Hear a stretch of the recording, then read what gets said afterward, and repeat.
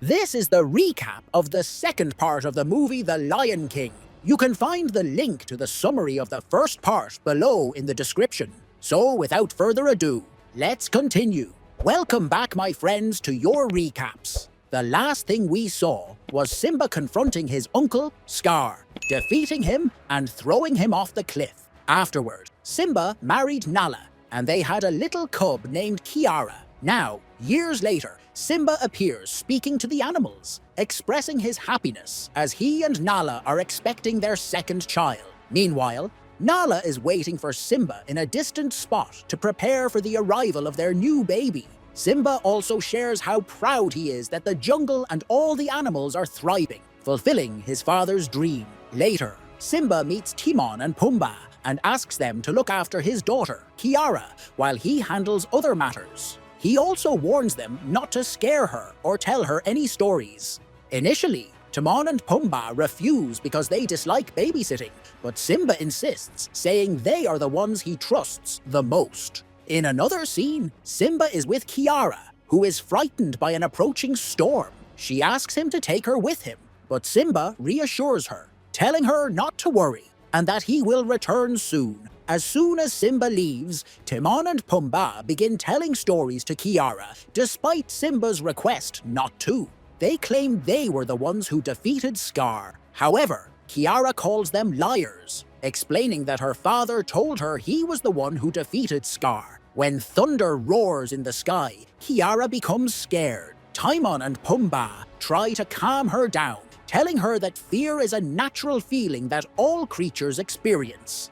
Upon seeing Rafiki, Kiara runs to him. He tells her that he wants her to be strong like her family. Rafiki also shares that Simba and Nala will soon return with the new baby. He then reveals a secret. When your father was your age, he too was afraid of thunder and would hide behind Mufasa's back. Kiara then asks, "And when did my father stop hiding?" Rafiki tells Kiara that when Simba was a cub, Mufasa took him to the top of Pride Rock and taught him to stand beside him and roar into the wind. Over time, Simba practiced roaring into the wind every night until he overcame his fears completely. Kiara responded, "I could never be as brave as my father." Rafiki then decided to tell her an old story about Mufasa when he was a young cub. Mufasa lived with his parents in a dry land with no water or trees. His parents told him about a distant land beyond the mountains called Milili, a place full of greenery, water, and life. Mufasa's father asked him to close his eyes and imagine that land as described.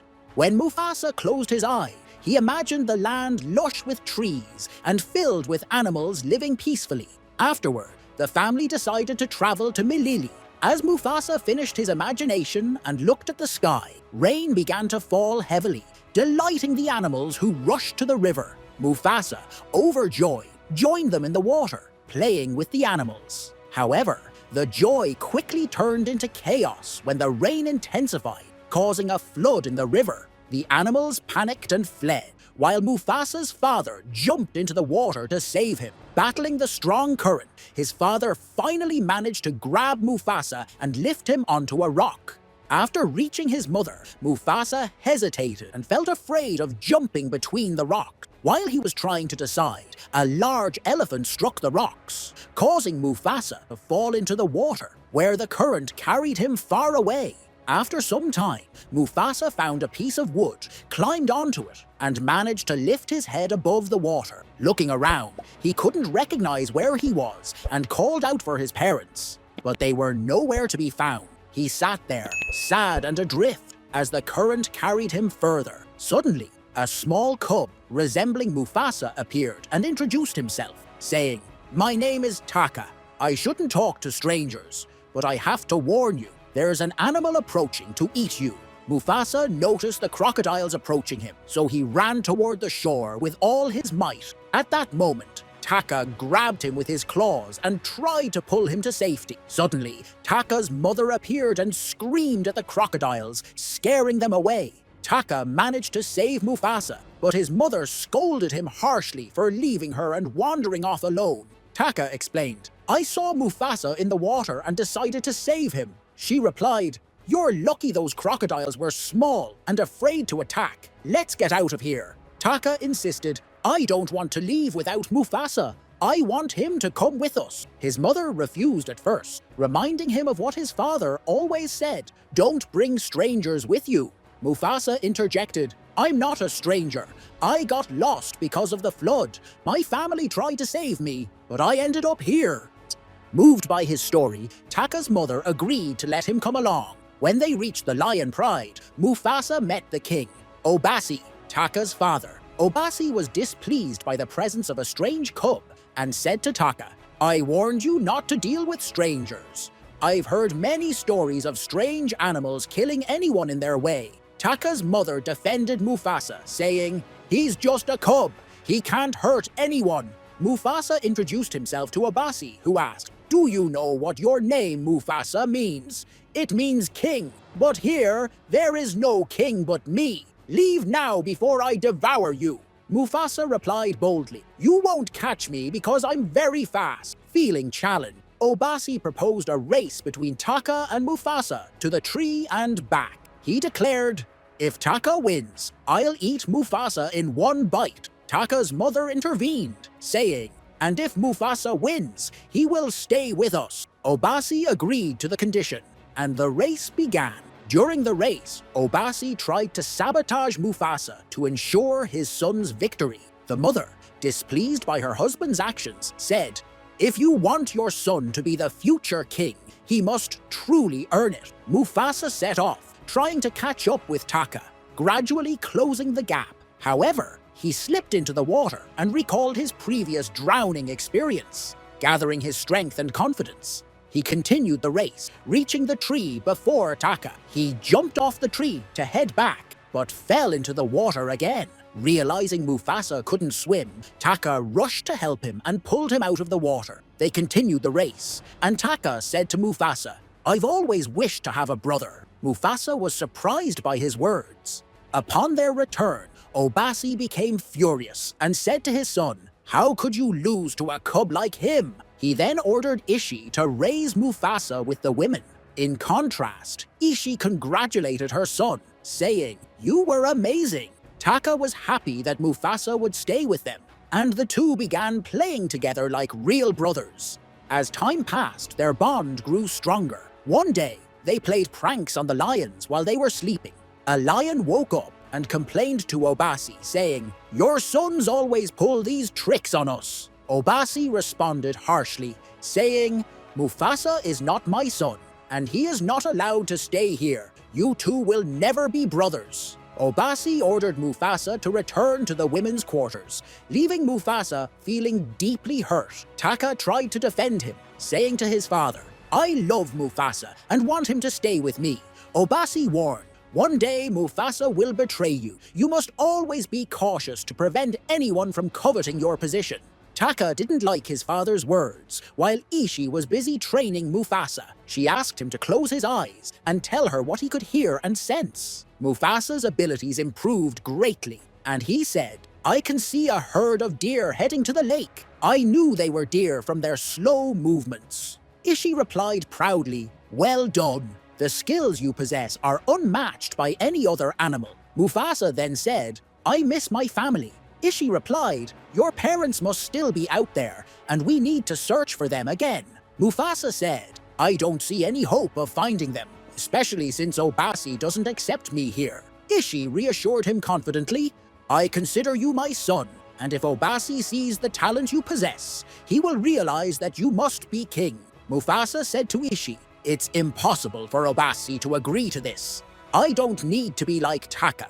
I'm happy as I am, without any responsibilities. Taka was watching the conversation from afar. Ishe took Mufasa to teach him how to hunt deer. During the training, two white lions were approaching stealthily, hiding among the trees. When the deer noticed them, they started to run away quickly. The white lions attacked Ishe, but Mufasa bravely confronted them. Mufasa saw Taka running away in fear, but he stood his ground and fought courageously. He managed to kill one of the lions, while the other fled in fear. Ishe thanked Mufasa for his bravery and when they returned to Obasi, she said, "If it weren't for Mufasa, I would be dead now." Obasi said to Mufasa, "I owe you a great debt." Mufasa replied, "We must prepare and stay vigilant because the white lion will return with his pride, and I feel they will attack us again." Obasi asked, "How do you know this?" Mufasa responded, "Send one of the lions to scout the area and confirm my words." Obasi sent a lion named Shajara to the white lion's territory. Meanwhile, the white lion who had fled from Mufasa returned alone to King Kiros' lair. Kiros was furious and asked the lion, "Where is my son Shaj?" The lion replied, "We faced a strong lion who fought Shaj fiercely and killed him." Kiros shouted angrily, "How could you leave my son to die alone and come back?" The lion, trembling with fear, said, "I was injured in the battle, and there was no hope of victory." Kiros responded coldly, "Don't worry about me. I won't harm you, but I'll let the rest of the lions deal with you." The white lions gathered around him and killed him. Shajara witnessed what happened and returned to tell Obasi what he saw. Meanwhile, Obasi was speaking with Taka and said, "You must never tell anyone that you ran away, as a king must never be seen as afraid." Taka replied, "But I don't want to be king." The lion Shajara returned to Obasi and informed him that the white lions were about to attack, their number being twice as large as their pride, and each lion was stronger and bigger. Shajara told Obasi that their leader's name was Kiros. Obasi was terrified by the news and said, "I must protect my lineage." He then ordered Taka to leave and start a new life, and asked Mufasa to escape with him.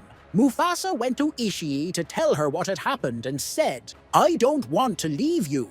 Ishe replied, "Beyond this valley lies the land of Melili that your father and mother told you about. It's a bright, green land. Go there, and you might find your parents." Mufasa said, "What matters to me now is not losing you."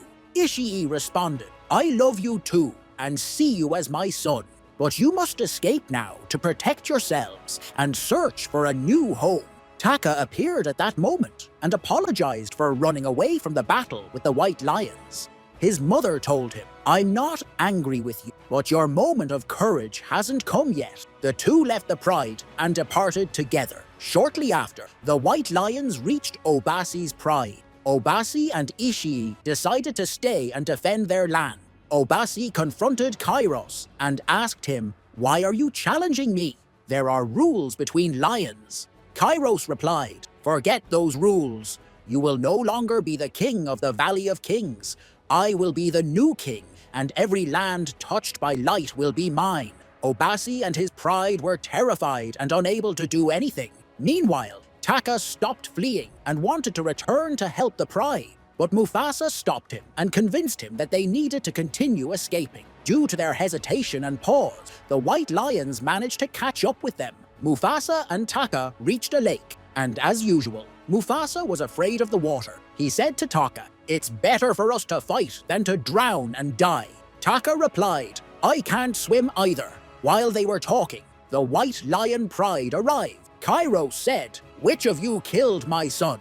Mufasa courageously replied, "I'm the one who killed him. Taka has nothing to do with it." Kiros thought that keeping Taka, the son of the former king, alive meant that he too must be killed. Mufasa and Taka were terrified and started running quickly. Unfortunately, they reached a dead end. Mufasa saw no other option but to stand and fight. However, Taka grabbed him and jumped off the mountain with him. They fell into the water, clung to a tree trunk, and felt relieved to have survived. Suddenly, a white lion leaped after them. When they saw him, they panicked and tried to climb the tree, but it broke, and they were carried away by the current. The white lion failed to reach them. The white lion said, "They won't be able to escape us, and we will find them wherever they go." Mufasa and Taka walked together safely, continuing their journey toward the land of Melili. Mufasa thanked Taka for saving him and pushing him away from the waterfall.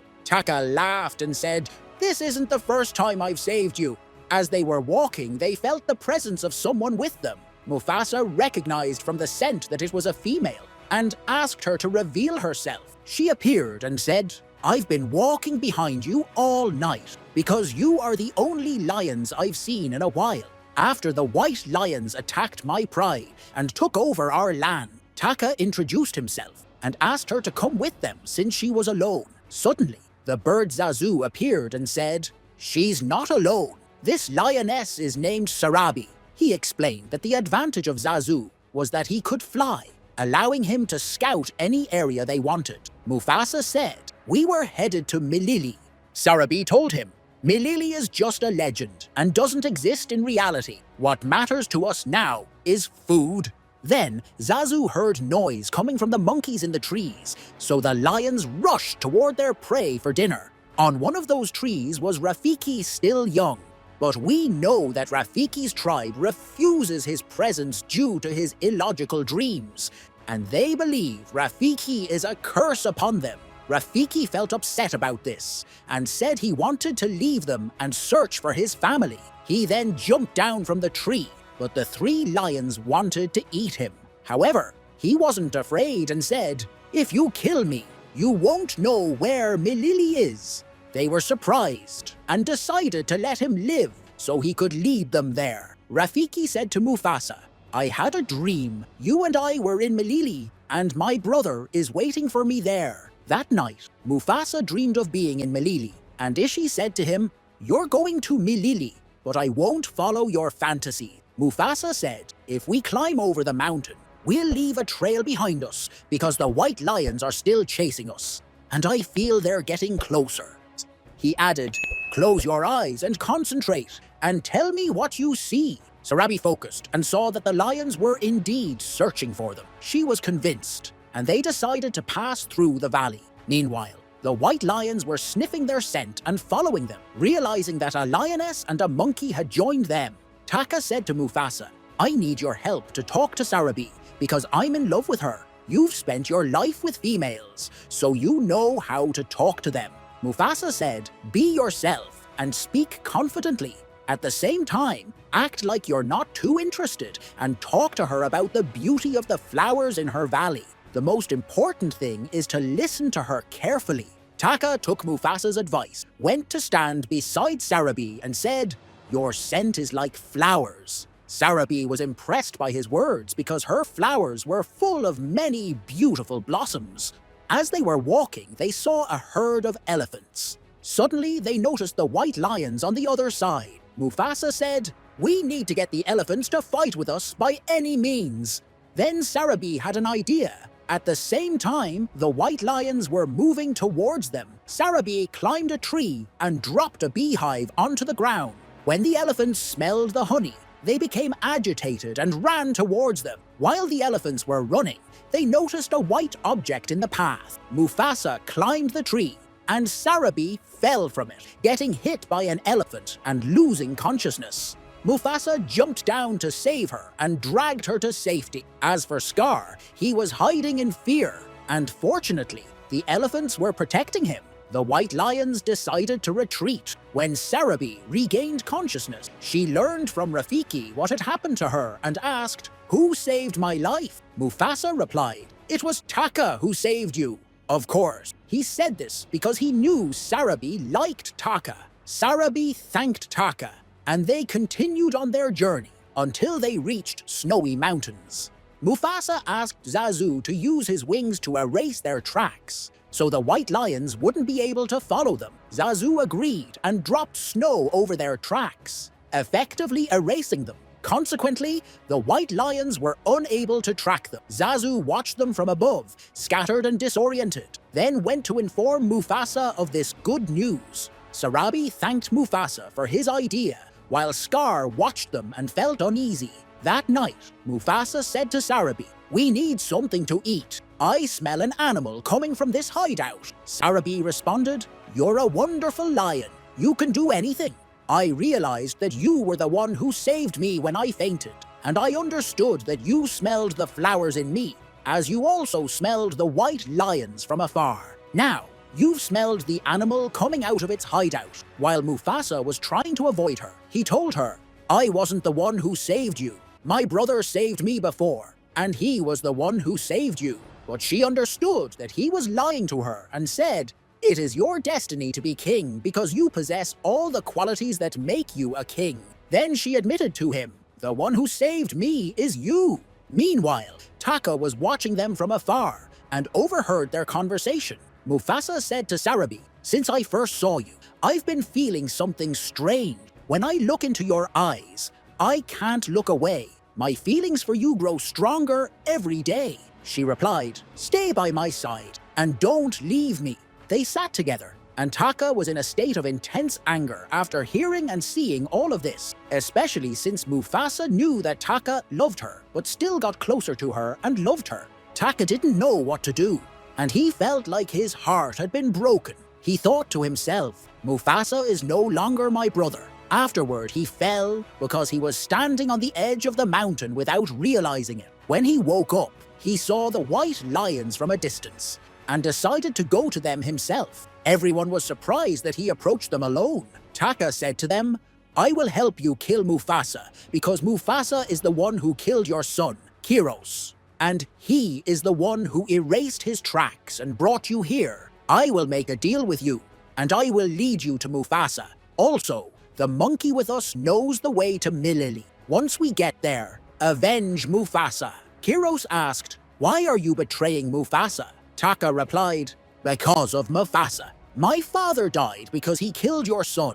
If he hadn't done that, none of this would have happened." Kiros was convinced by his words and agreed to the alliance. Taka bowed to him. The next morning, Taka entered, and they were all worried about him. They asked him, "Where have you been?" Taka replied, "I was trying to hunt, but I failed. I feel like my sense of smell isn't as strong as Mufasa's." Then Rafiki moved them on to continue their journey, and Taka left a trail behind so the white lions would know their direction. After hours of traveling, they finally arrived at a beautiful land with trees and water. This was the land of Milili, and it turned out to be real, not just a figment of imagination.